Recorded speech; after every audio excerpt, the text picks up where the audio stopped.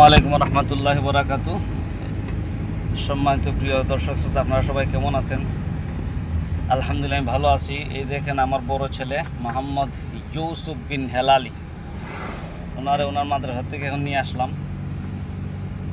তো ওনার জিজ্ঞাসা করলাম, তোমাকে আজকে কিতা পড়ানো হয়েছে বাবা?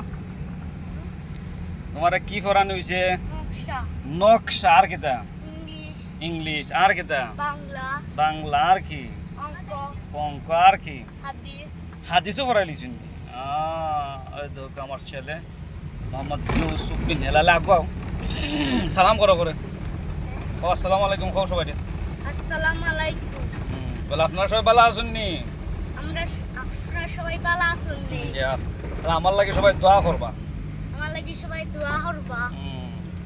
তো সম্মানিত প্রিয় দর্শক শ্রোতা, এই হলো আমার বড় ছেলে মোহাম্মদ ইউসুফ বিন হেলালি। তানের মাদ্রাসা থেকে আমি আনলাম, তখন বাসায় পৌঁছাই দিব।